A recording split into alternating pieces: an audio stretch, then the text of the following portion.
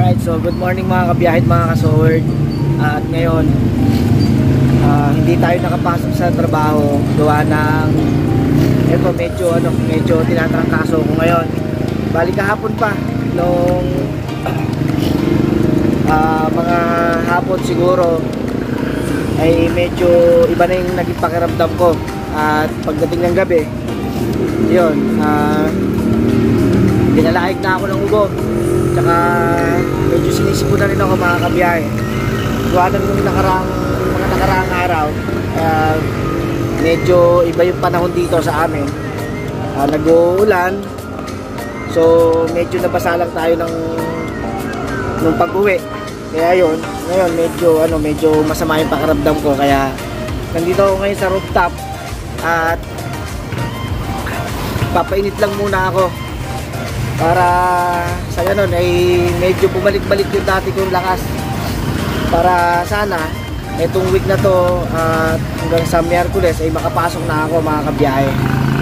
So nagpaalam na ako sa kila boss kagabi at sabi ko medyo sinasama nga ako ng pakiramdam, kaya sabi ko hindi ako makakapasok muna.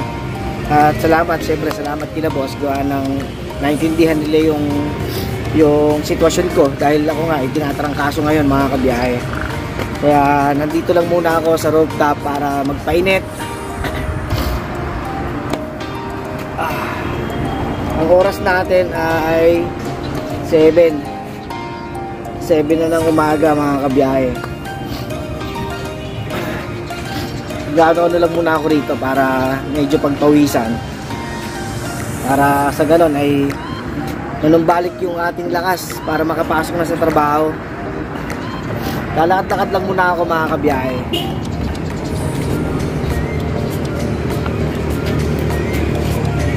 Para medyo mabilis pagpawisan. Hindi na ako nagpunta ng complex para doon magpainit kasi halos wala akong tulog kagabi mga kabiyahe.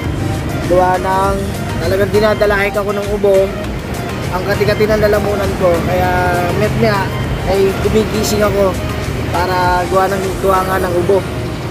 Kaya kung makapansin nyo, marinig nyo yung boses ko, medyo iba yung boses ko ngayon mga kabiyahe. Kaya sana stay tuned lang kayo, samahan nyo ako sa aking pagpapawis ngayong umaga. Lunes na Lunes, may trangkaso tayo mga kabiyahe.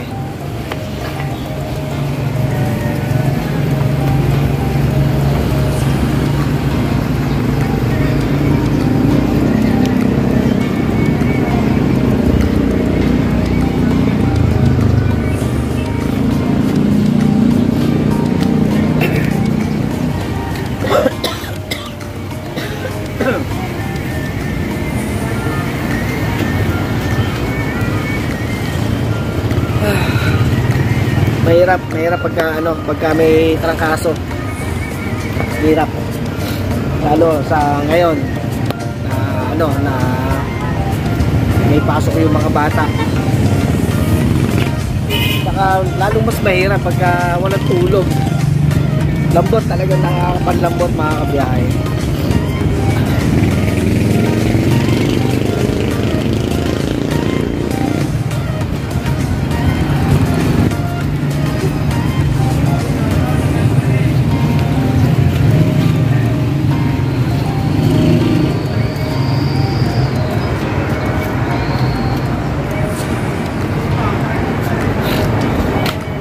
Nakita nyo naman sa mga nakaraan na vlog ko, pagka nagpapapawis, yun nga sa complex, minsan sa Kapitolyo o kaya sa Bayside.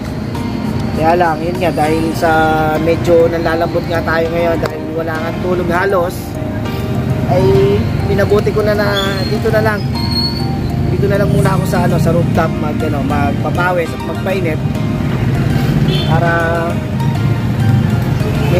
medyo kasi di ba magmomotor lang tayo, ay baka habang nagmomotor tayo ay medyo magkaroon ng problema.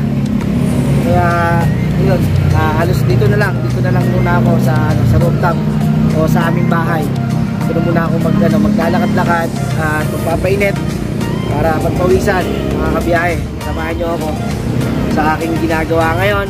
At syempre maraming salamat sa lahat ng mga sumusuporta kay Tito Pogs. Maraming salamat kay Boss A, sa family ni Boss A. Maraming salamat at ingat po kayo palagi. At syempre sa lahat ng mga walang sawang sumusuporta, sa mga silent viewers, sa mga OFW na lagi pong nandyan. Ayan, maraming salamat po sa inyo. Sa mga hindi po nag-skip ng ads, ayan, maraming salamat po. At mga ilang ano na lang ay maabot na natin ang 2K subscriber mga kabiyahe. At yun, kay Sir Benji Torres, ayan, maraming salamat sa suporta.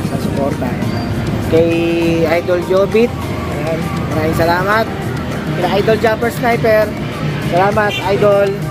At kila Kuya Bidogs, kila Daddy Nick, ayan, maraming salamat sa inyo sa walang sawang pagsuporta din sa akin. At syempre kung di dahil sa inyo ay wala ako dito sa larangan ng vlogging mga kabiyahe. At mga kaibigan natin sa Soward family, sa Soward community, and maraming salamat po sa inyo mga kabiyahe. At mga ka-Soward, maraming salamat po.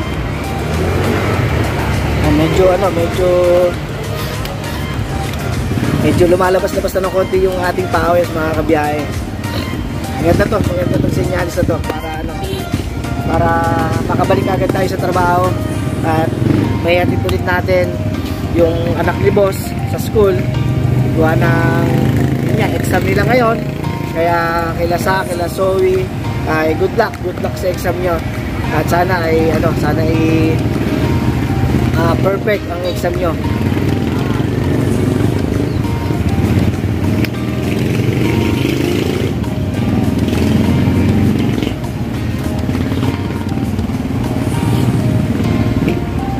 Hirap din pagka hindi kami nagpapawisan. Medyo mahirap.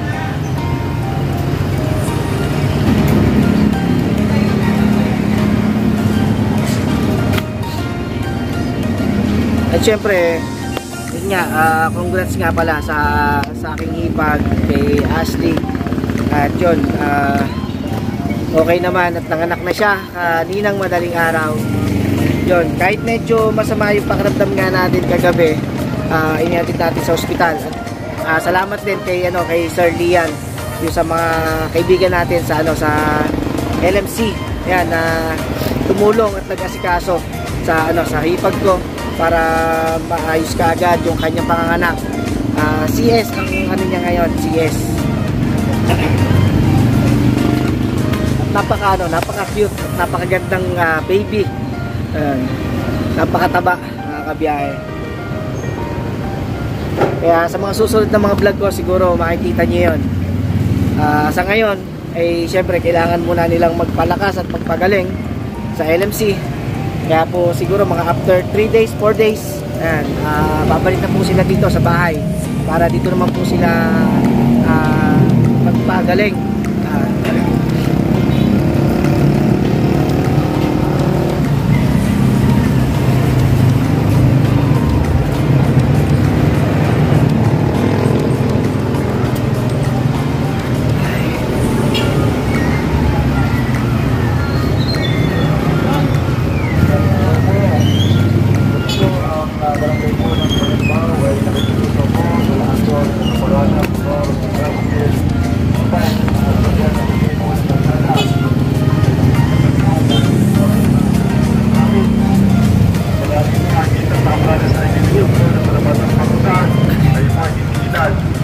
Sa Soward Team USA, ayan, mega love shoutout po sa inyo.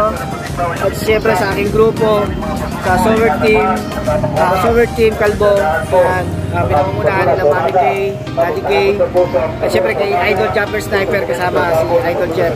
Team Soward Kalbo, ayan, siyempre kila Kuya Bidogs. Shoutout po sa inyo lahat.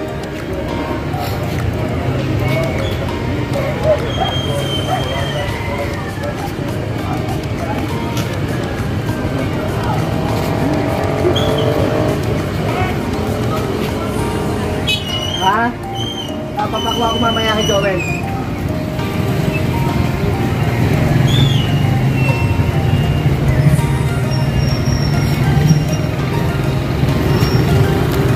Ito mga kabiyahe, ito medyo pinagpapawis-pawisan na tayo ng konti, pero kulang pa to mga kabiyahe.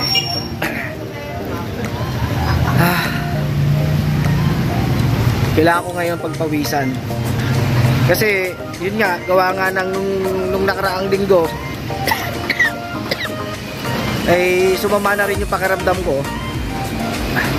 Tapos ngayon ay naulanan nga ako nung nakaraang araw, kaya medyo sumama na naman yung pakiramdam ko.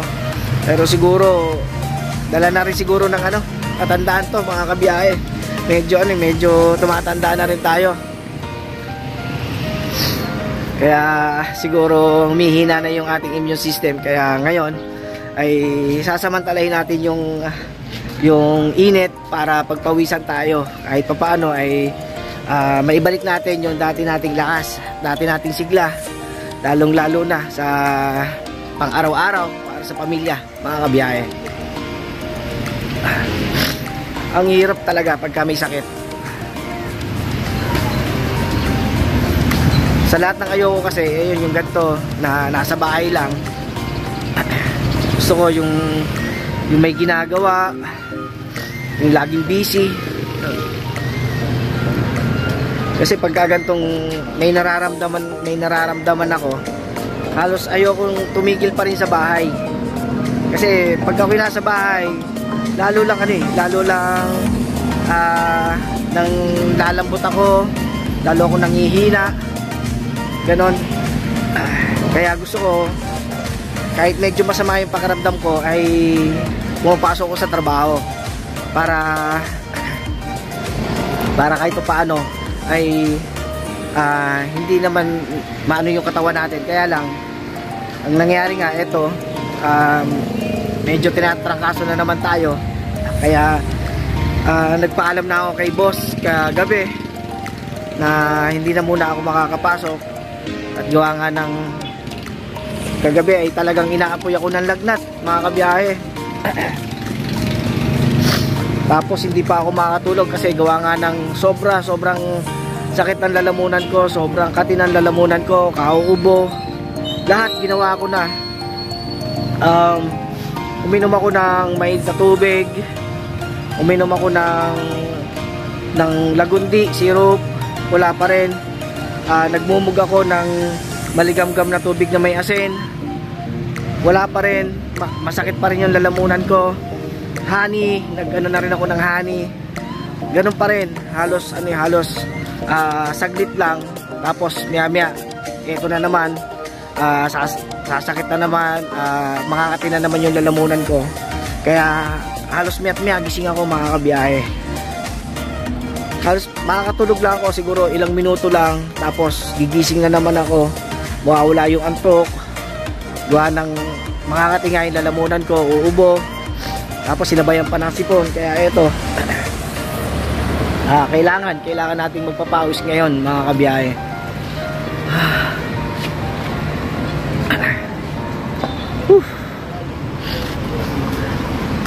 Right.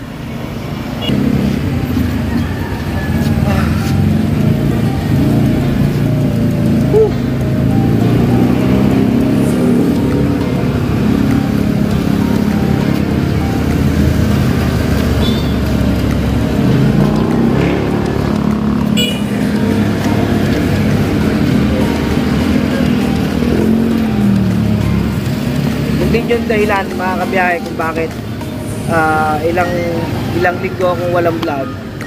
Kasi nga nung mga nakaraang araw nga at nakaraang linggo ay medyo sumama na nga rin yung pakiramdam ko. Kaya wala akong vlog, ni raw vlog, wala eh. Pasundot-sundot lang ng konti para lang may update kay YouTube.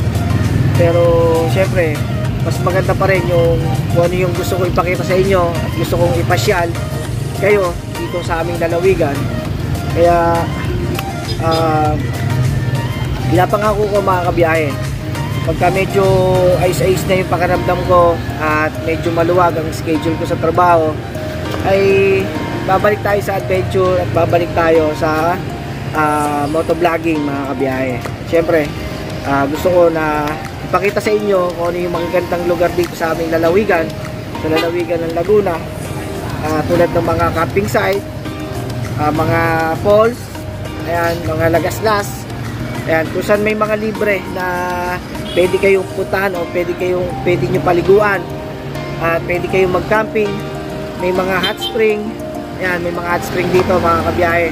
At yun ay isa sa mga gusto ko rin ipakita sa inyo, na yung natural hot spring talaga, hindi yung katulad sa Pansol na kilala ang Pansol sa hot spring sa mga swimming pool nila, pero meron dito sa Laguna din na yung natural hot spring tulad ng mga ilog na talagang pag ikay lumublob ay mararamdaman mo yung init talaga, yung init ng tubig mga kabiyahe.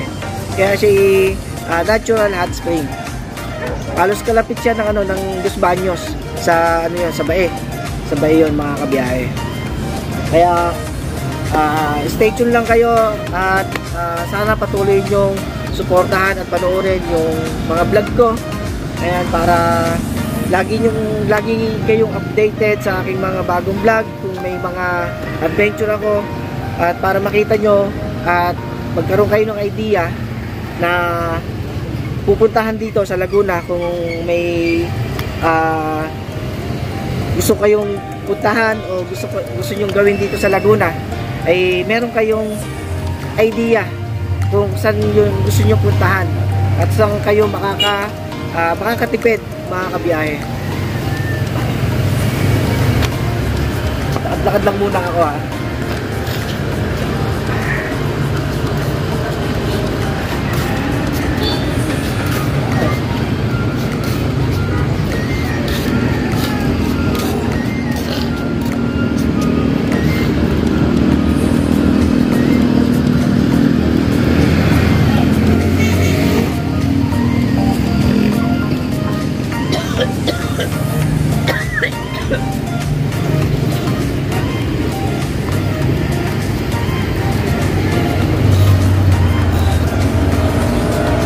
Medyo mahirap pa yung ubo ko mga kabiyahe kasi ayun nga, medyo dry pa yung ubo ko.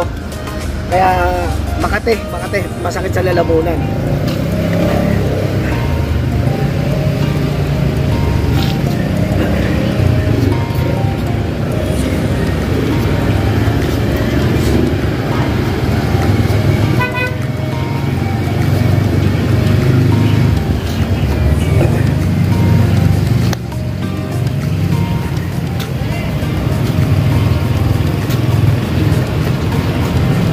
Kaya sa lahat ng mga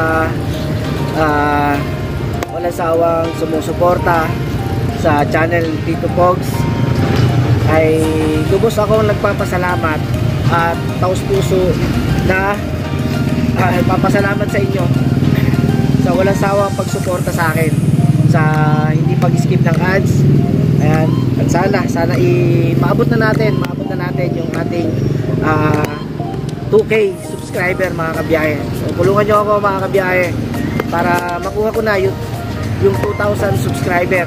Kung mahigit pa doon, mas maganda mga kabiyahe. Kaya maraming salamat sa inyo, sa inyong lahat.